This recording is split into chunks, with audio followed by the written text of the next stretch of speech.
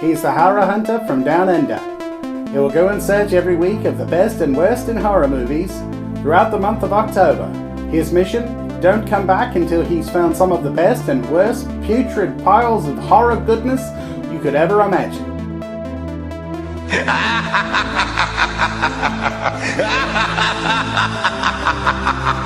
G'day boys and girls, Horror Hunter from Down Under coming back at you, and this time around we're going to be talking The Woman in Black. Now, first thing you need to know, this movie is rated PG-13. For that reason alone, I honestly didn't hold out high hopes for it. Pleasantly, I can say though, this is one of the scariest movies I've seen in ages. The reason it works so well is because they use the cinematography to the best effect I have ever seen. The Woman in Black has got some of the best background stuff going on I've ever seen. They use the light and shadow of the cinematography to effectively play up the idea that this is a haunted house, and it works like gangbusters. This movie wouldn't allow me to sleep properly for a night or two after I saw it. I loved this movie, and I think that everyone should go out and see it. Now, a lot of people have said that Daniel Radcliffe was not cast properly in this movie.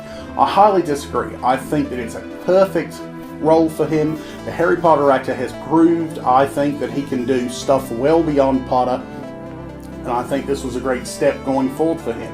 The reason I liked him so much was because back then it was not uncommon for a young person, and I believe he was like, in his early 20s when he made this movie. It was not uncommon back during the time when this was set in like the 1800s, for a young person to, be a lawyer, for example. So I think that worked really well. Now, the movie has got a phenomenal cast, but you're primarily with Radcliffe throughout the movie. And it's just, it's one of those pictures, it's one of those times where you're watching the movie, and as you're watching the movie, you really start to feel for the character, because you know that he had nothing to do with why this woman is haunting this house, and yet he's the main target for her ghostly appetite. Now, all of that said, is the movie anything more than a ghost movie? And yeah, I think it is. It's got some really interesting stuff when you look at the background of the ghost character.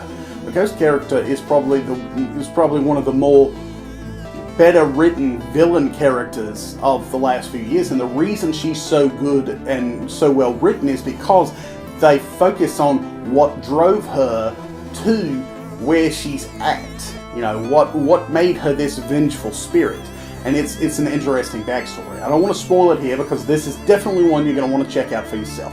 If you're not familiar with The Woman in Black, you should definitely check it out. It's a great ghost story movie. Hopefully it won't disturb you as much as it disturbed me, but if it does, you know who to blame. I'm the Horror Hunter. I've been talking instead of Aaron. Definitely check out The Woman in Black, and I'll see you guys later.